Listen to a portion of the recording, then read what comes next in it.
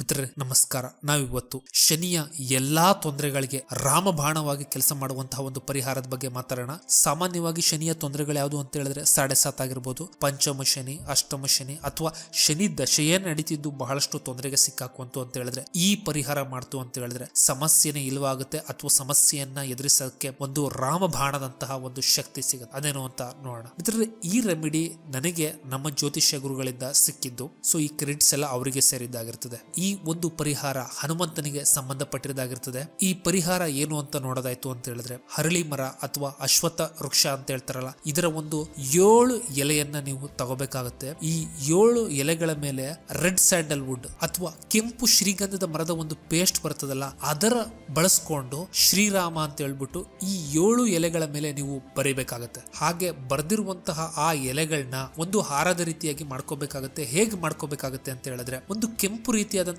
ದಾರ, ಕಲ್ವಾ ಅಂತ ಹೇಳ್ಬಿಟ್ಟು ನಿಮ್ಗೆ ಅಮೆಝಾನ್ ಅಲ್ಲಿ ಈ ದಾರ ಸಿಗುತ್ತೆ. ಈ ದಾರಕ್ಕೆ ಈ ಎಲ್ಲಾ ಹರಳಿ ಎಲೆಗಳನ್ನ ನೀವು ಪೋಣಿಸ್ಬೇಕಾಗತ್ತೆ, ಶ್ರೀರಾಮ ಅಂತ ಬರೆದಿದ್ದನ್ನ. ಇದನ್ನ ನೀವು ಶನಿವಾರ ಸೂರ್ಯೋದಯ ಆಗಿದ್ದ 1 ಗಂಟೆ ಒಳಗೆ, ಉದಾಹರಣೆ 6:30 ಸೂರ್ಯೋದಯ ಆಗುತ್ತೆ ಅಂತ ಹೇಳಿದ್ರೆ 7:30 ಒಳಗೆ, ಯಾಕೆಂತ ಹೇಳಿದ್ರೆ ಇದನ್ನ ಶನಿ ಹೋರ ಅಂತ ಕೂಡ ಕರೆಯೋದ್ರಿಂದ ಈ ಸಮಯದಲ್ಲಿ ನೀವು ಹನುಮಂತನ ದೇವಸ್ಥಾನದಲ್ಲಿ ಹನುಮಂತನಿಗೆ ಸಮರ್ಪಣೆ ಮಾಡಿದ್ರೆ, ಪೂಜಾರಿಗಳು ಇದನ್ನ ಹನುಮಂತನಿಗೆ ಹಾಕ್ತಾರಲ್ಲ, ಆಗಿದ್ದನ್ನ ಹೇಗೆ ಹಾಕ್ಬೇಕು ಅಂತ ಹೇಳಿದ್ರೆ ಶ್ರೀರಾಮ ಅಂತ ಬರ್ದಿರುವಂತದ್ದು ನೋಡ್ತಾರಲ್ಲ ಎದುರುಗಡೆಯಿಂದ, ಅವ್ರ ಕಣ್ಣಿಗೆ ಕಾಣಿಸ್ಬೇಕಾಗತ್ತೆ ಮತ್ತು ಹನುಮಂತನ ಒಂದು ಸೊಂಟದ ಮೇಲಿರ್ಬೇಕಾಗತ್ತೆ ಈ ಹಾರ.